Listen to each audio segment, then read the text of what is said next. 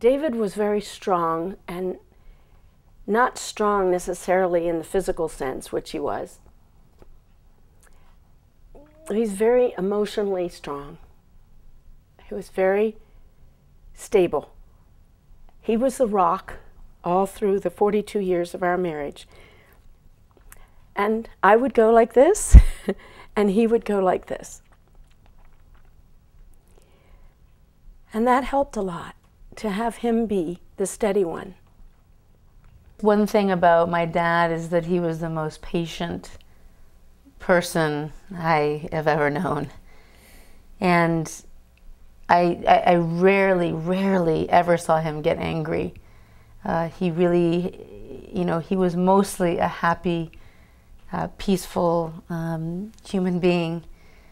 And growing up with him as my father, I always felt this definite unconditional love from him. And that's something I hope that we can definitely share, with our children. David really was a person of the earth who cared about animals, beauty, and all the things that come with the natural environment.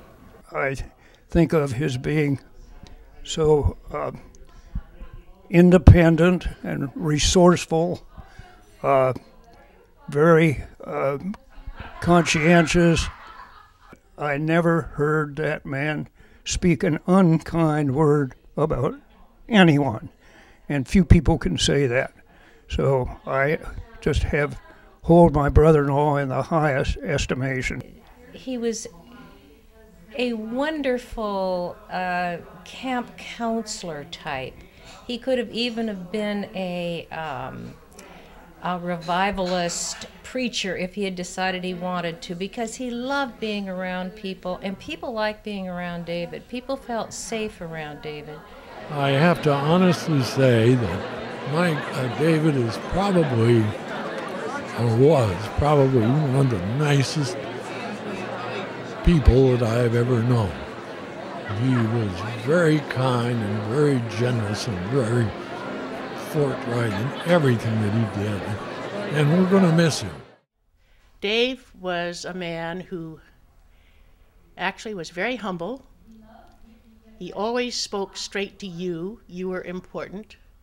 And I don't think he had an ego to get in the way, and that's what probably made him such a beautiful person. This gives witness to the fact that I think, to the fact of fellowship, which I think was the most important word in David's vocabulary. I think he saw everything through the act of fellowship. And that is a theme that I associate with David in all his manifestations. David was principally interested in people, and whenever you were with him, he wanted to know about other people, not to tell about himself, but to find out what was going on in your life. And you really had to probe to find out what was going on in his life.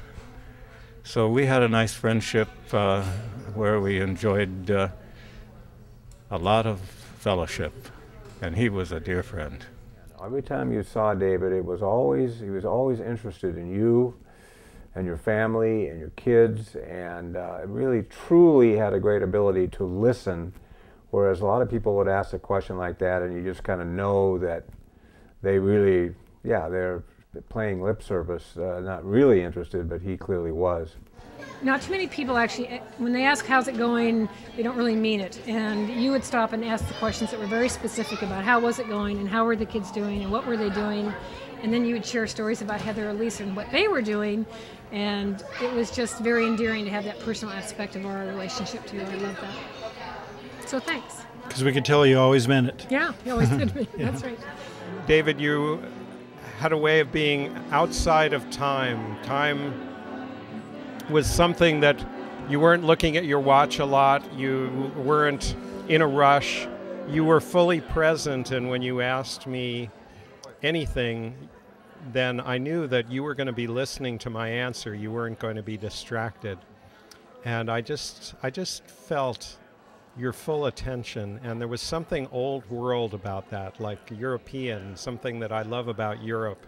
And you were very much of this place and time, but in another way you were of another time when people weren't in a rush and really took the time to be present. People in remembering David may not always recognize that David had a wicked sense of humor, and he loved a good practical bit of irony.